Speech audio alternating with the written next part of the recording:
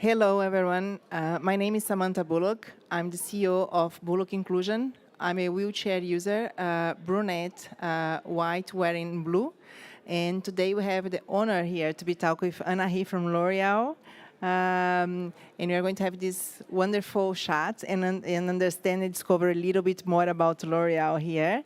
And please, Anahi, describe yourself and introduce yourself for us. Thank you, Samantha. So I'm Anaï. I am a white woman in my early 40s. I have mid-length blonde, gray, white hair. And I am wearing a dark brown top and a black jacket. And as you say, so I'm part of L'Oréal Group as a global diversity, equity, and inclusion impact director. But I've been in L'Oréal Group now for more than 16 years in other roles. It's a lot of time. Yes. Yeah. So L'Oréal is a worldwide company and operates in more than 60 countries. How do you make sure that disability inclusion is not just a global ambition, but something that actually works at the local level as well?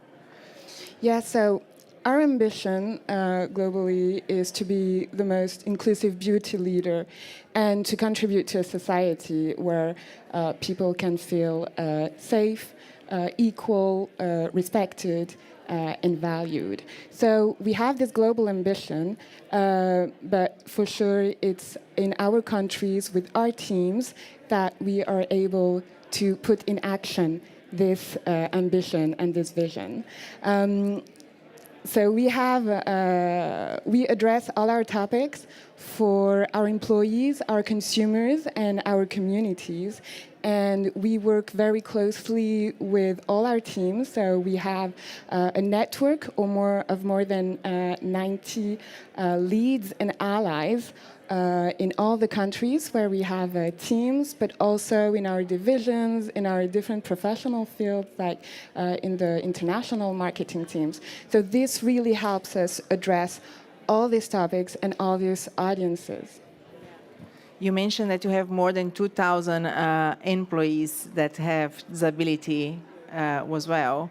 So, and that is almost 2% that we are going to increase that to 2030. Exactly. That's correct. So L'Oréal is an international, global company. We have more than 90,000 employees worldwide. And for a very long time now, disability inclusion has been one of the strongest commitments that the group has had.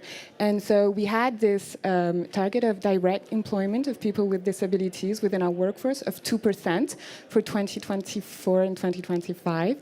We've reached that objective, so now we need to go further in our strategy of disability inclusion, and we have this 3% target of direct employment for 2030.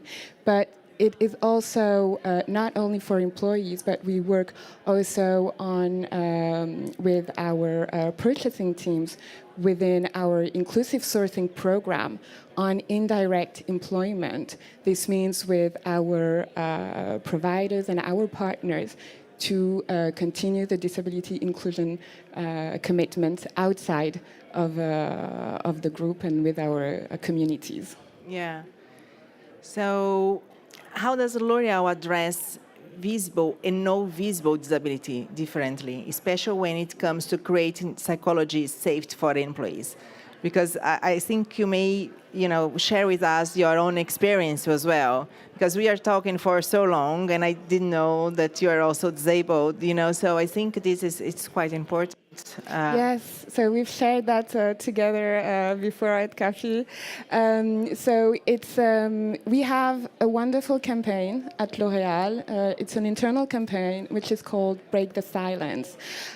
Break the Silence was born in the US, this campaign, in 2016 in L'Oréal USA, and had won an award. We have an internal competition. They won an award, and this became our global practice.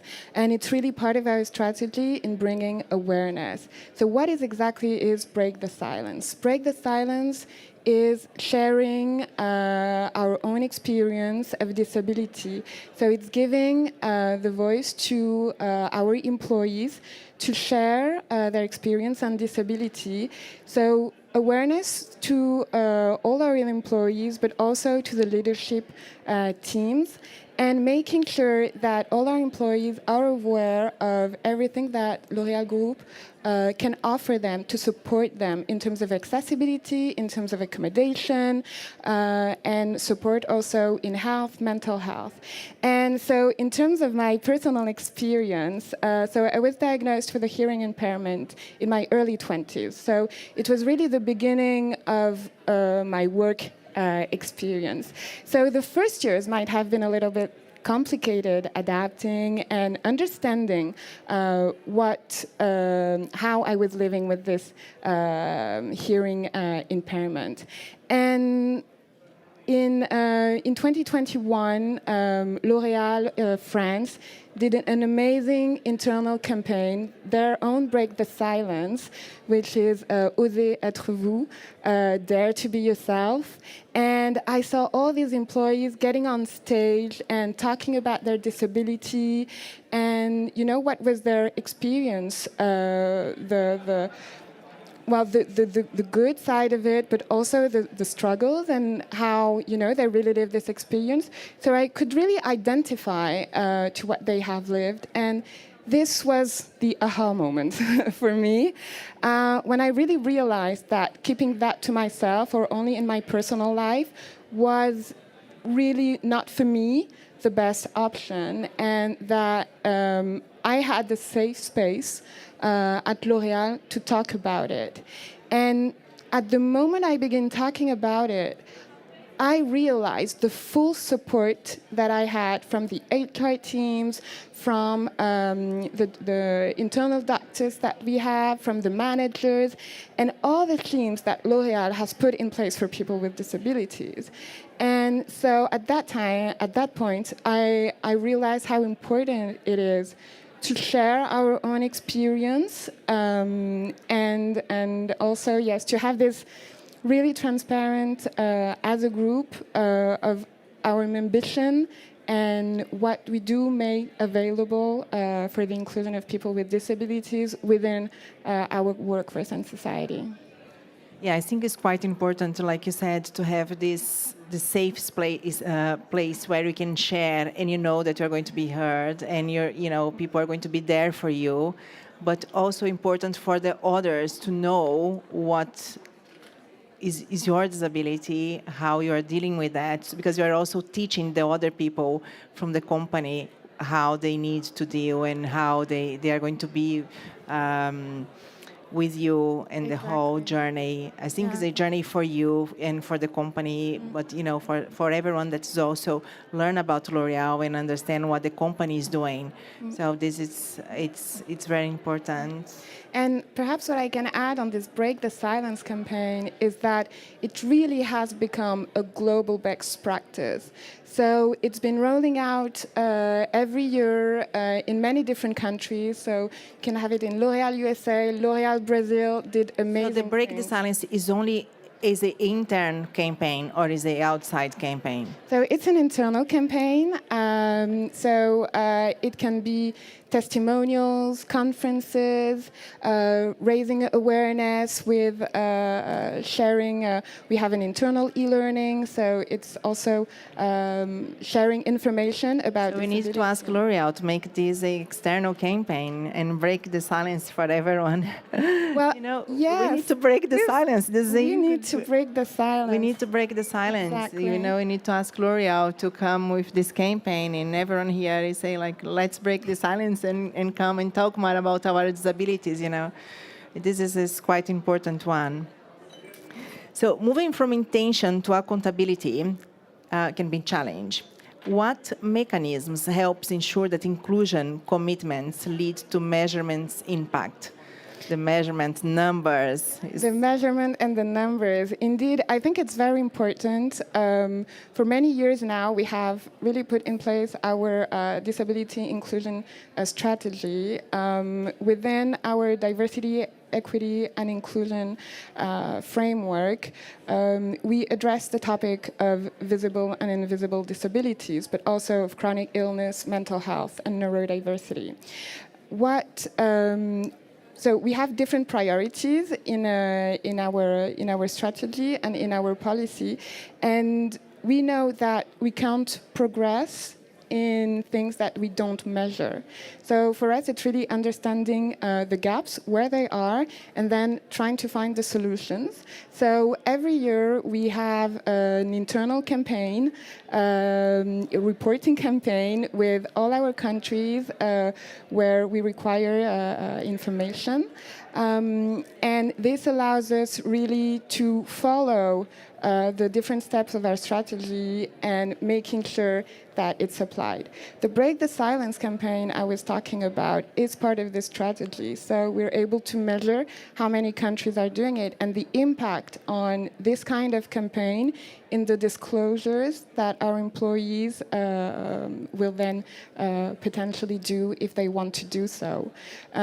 So this is how we measure the impact of our actions with the numbers, but also with qualitative actions that our countries, our teams are doing.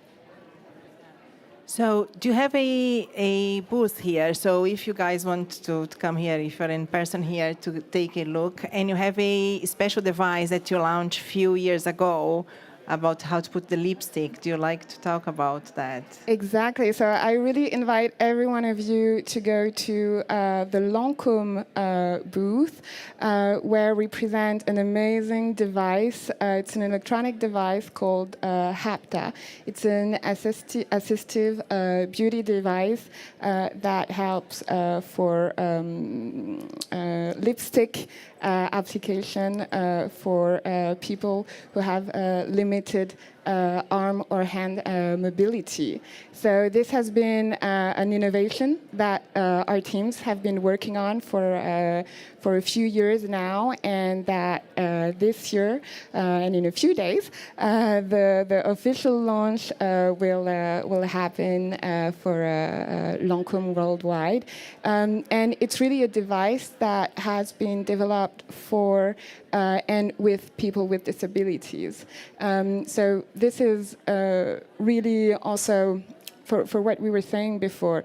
Our strategy is also to address employees, but also consumers and communities.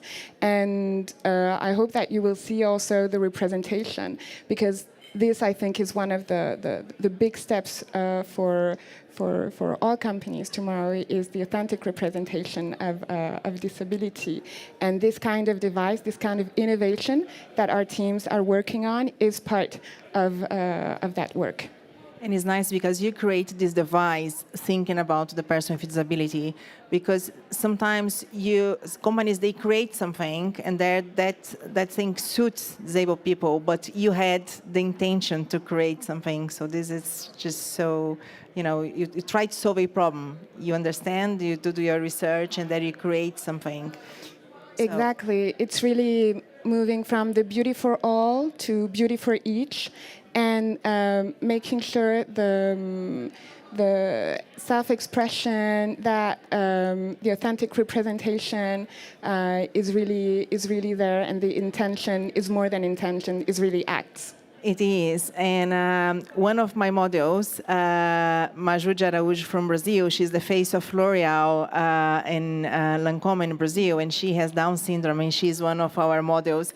So we can see that L'Oreal really does the things internally, externally, think about disabled people, but also has the aim of reach the customer, and make the difference.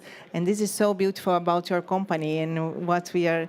Thank you so much to be sharing all with us, to be here, and congratulations for the company, for your work. good luck with the launch of the product, and I invite all of you to go there and take a look and try. I'm going to try myself. And Thank you very much, Samantha. thank you. Okay.